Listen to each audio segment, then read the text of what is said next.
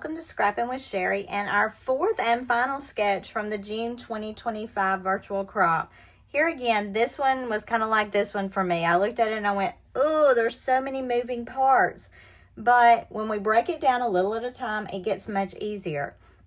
So I have pulled these two for my background. These are from the Quack Me Up collection. And I love the backside of that. I hate to lose it, but I really needed this blue plaid look. I have pulled some blue cardstock, and I can't remember the name of this right off the top of my head, but I like the way it went with that other blue. And then I pulled this star. It's kind of a purpley color, but it has some stars in it that are kind of the shade of blue.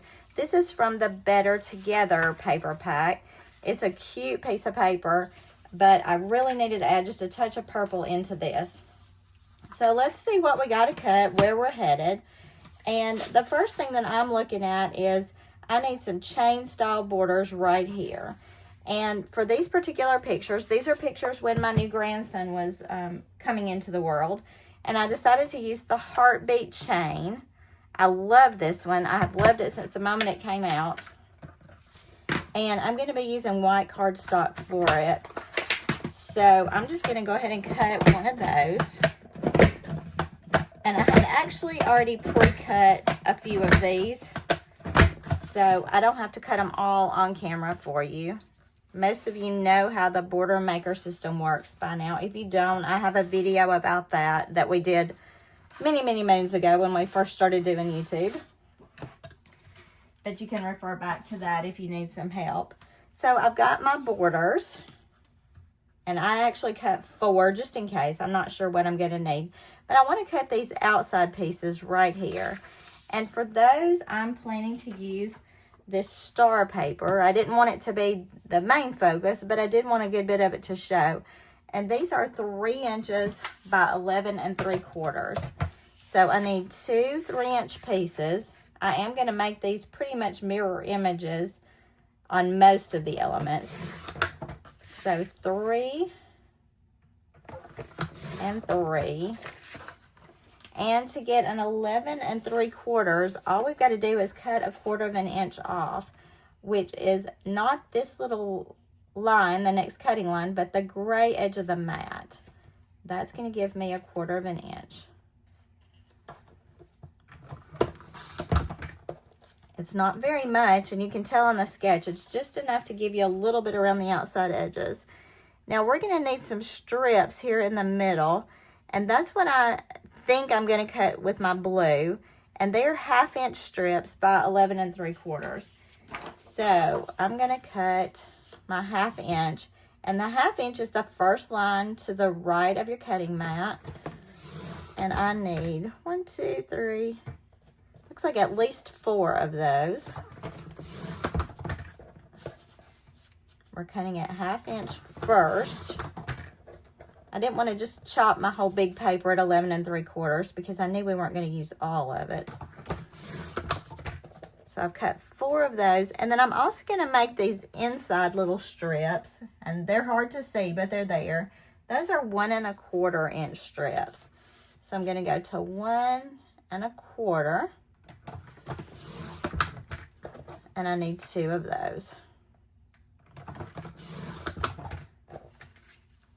Now, they've used different colors for these strips in the middle. Lots of things going on here. I'm trying to keep it somewhat simple. And I need to cut all of these down to that 11 3/4. So I'm going to the edge of the gray mat and just chopping a little bitty bit off. And I think I can cut all 4 of these at the same time. Do you have to do this step? Absolutely not. You know, the thing about the sketches is you take it and run with it the way it works best for you. And if you don't like the way it looks, change it. And I'm looking at my borders. It doesn't show cutting those off, but it does show them ending at the edge of the other pieces. So I may want to cut 1/4 inch off of these as well.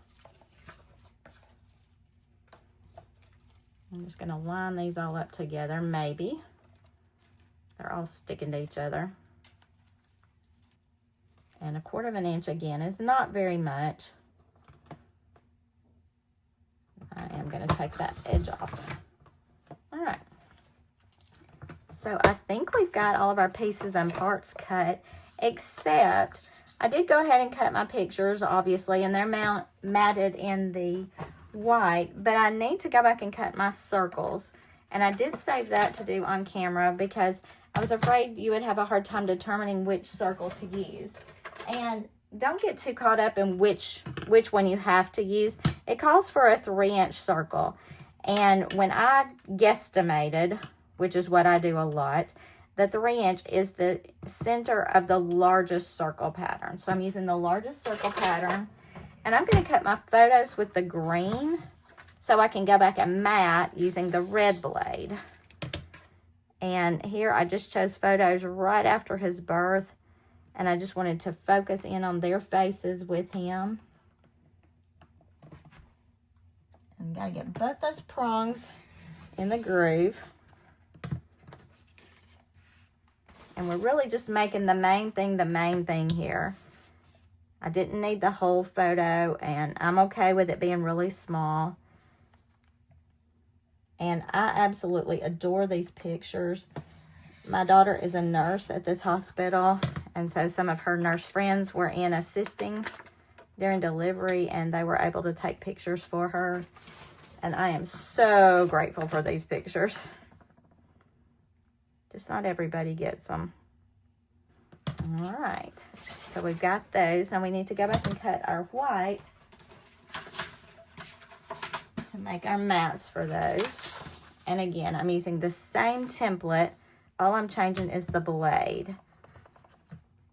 And the red cuts closest to the pattern. And when I'm cutting on the inside, that's going to make it the largest on the inside. Perfect mat for these little circles. Here again, if you have not used the custom cutting system, I'm pretty sure there's a video on it as well.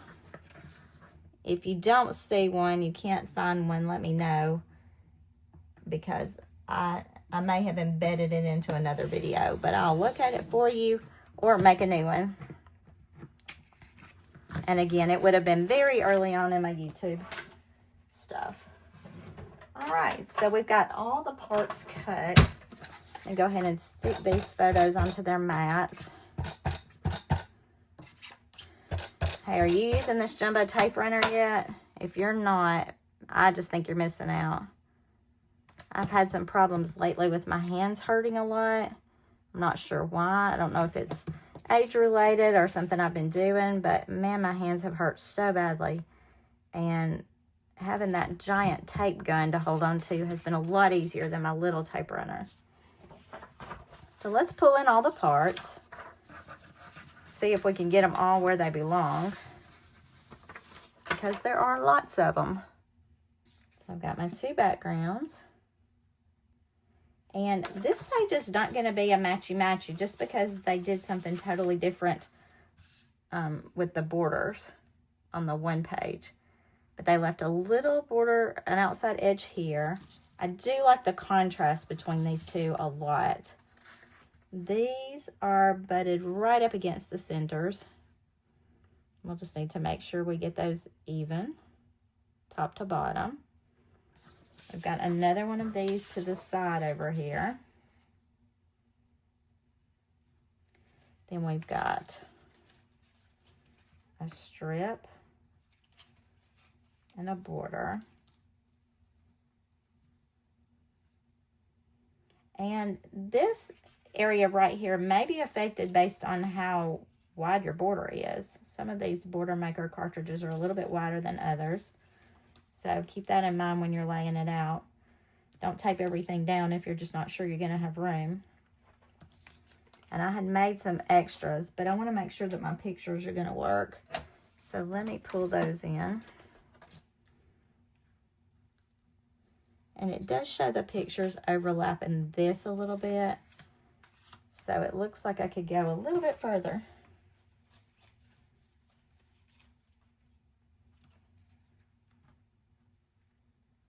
All right. I'm liking the look of it so far. Now I'm going to go ahead and start taping this down, and then we'll add our pictures to the right-hand page, and basically this will be done. Even though it looked really hard, it's coming together pretty quickly. I mean, in the overall scheme of things. Here again, it took me longer to figure out which papers I wanted to use than it's taken to put the page down. And that's kind of par for the course with me if I'm not using a whole collection for something. Searching for papers, matching papers, coordinating cardstocks, those kind of things, they do take a while. And I'm thrilled with the contrast between these papers, this cardstock and the purple and the background. When you see my pictures, you'll understand why I pulled the purple, I think. And when I'm choosing papers, I don't know if it's an issue for you or not. My first thought was to go to the On the Mend collection because it was hospital-y, and I felt like that would be perfect for this layout. The problem was the colors for On the Mend did not work for my pictures at all. There's a tealish color in it, kind of a greeny teal. I don't know what you call it. And I thought it was going to match all the hospital equipment stuff. It didn't. It was so off.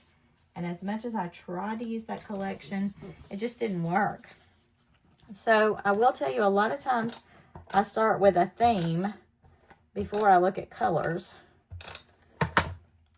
And that theme would have worked perfectly, but the colors were so bad. So then I automatically went back to my baby boy stuff. But I wanted something with a touch of contrast, and this purple provided that. And you can see, rather than using my repo tape, which I could do, I'm just popping it onto those hearts because they're big enough that I don't have to pull out the repo for it. Anytime you can keep less tools going, the faster your pages are going to go down. Now, is that always our goal? No. I mean, sometimes you like to use all the different tools.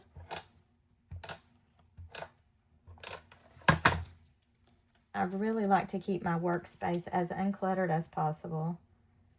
And to me, one of the best ways to do that is to limit the number of tools I use at a time. And some of you are not going to like that because you like having everything all on your desk at the same time. But my brain just does not work like that. Okay, I think that is crooked.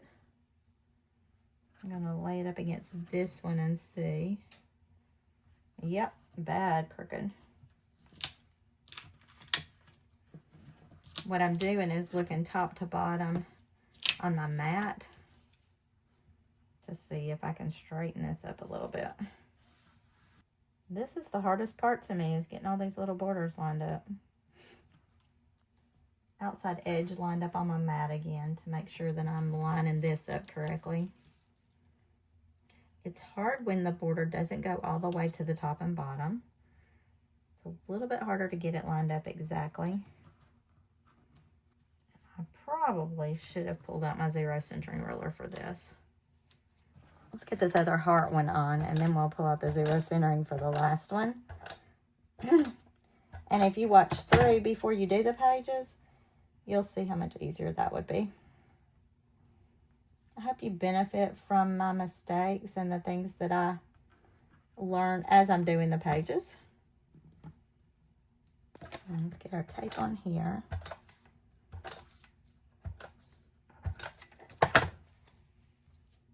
And I'm checking spacing here and then on my mat as well.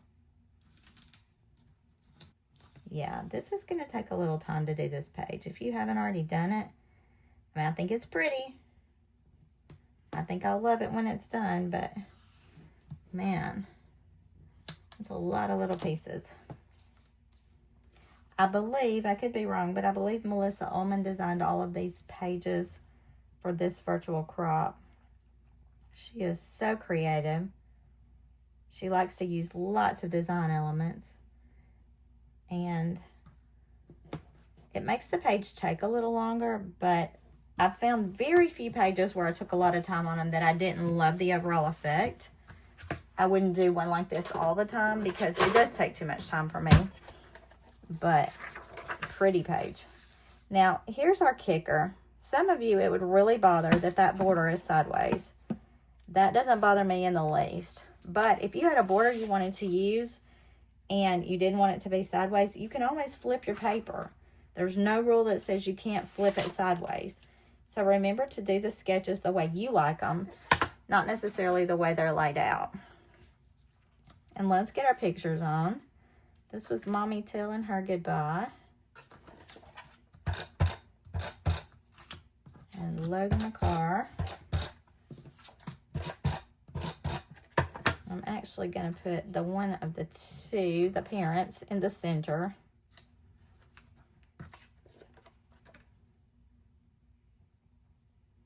And there's no magical way to center this. I'm just kind of looking side to side a little bit. My more important thing is that my pictures are lined up.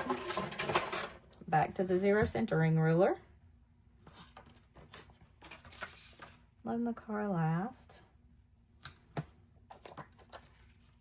And if you didn't have photos that lent themselves to these smaller sizes, it's all right. You could do longer photos here. You could do wider photos here. You could do one photo and some journaling. There are lots of different ways you could make this work for you. Let's get these in order. This is the weighting. If you've ever had a baby, you know that's a big part of it. This is more weighting, which I love. My son-in-law thought it was so fun to get to wear scrubs. And then here, this is the photo where they're handing him the baby. And then Mom's seeing him. And another view of that. So, what do we think? Let's stick these down.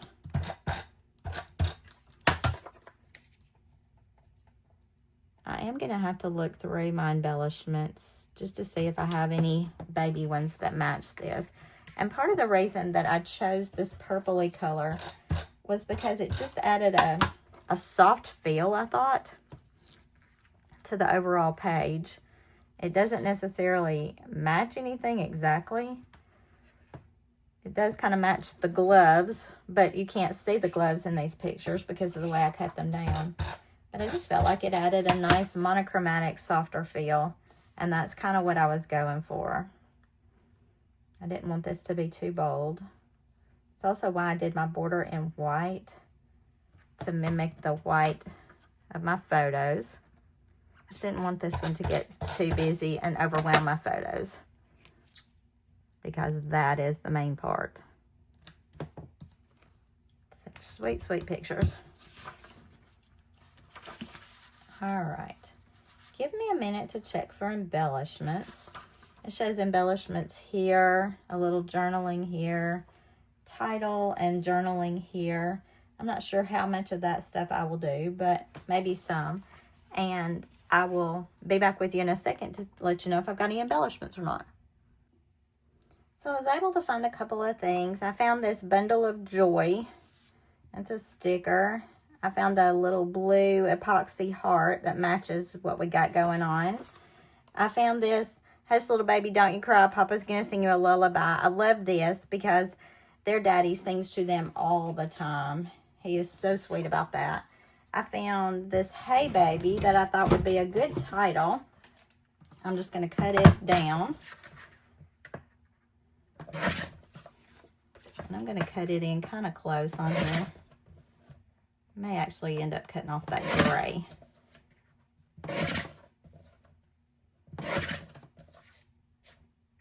I thought that was cute and kind of goes with our color scheme we got going on. And then let's see what else.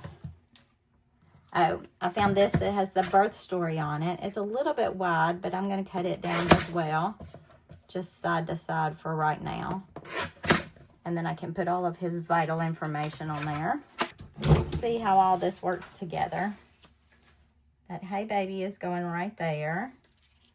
His vitals here. Yeah, and I'll overlap that all the way over, I think. And kind of have it framed by this. So I like that. This bundle of joy, I think, needs to be somewhere on one of these little pictures. Maybe right there. And I'm going to use foam squares for that. Well, as you can tell by this video, this page is adorable. I love it, but it is not a quick one. Very time consuming. And that's even with me doing parts of the stuff off camera. So you can decide if you want to do this page or not. Some of you will not, I can guarantee it. But I wanted to show you how you could do it. That foam square behind that is not good. It shows right through. So this is just going to have to go straight down.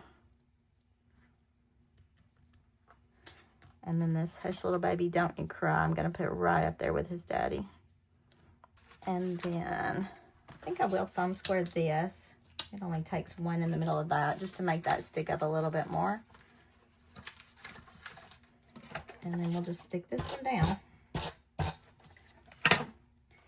I know a lot of you do not use your mat cards, but y'all, those are such a great way to add extra embellishment to your page.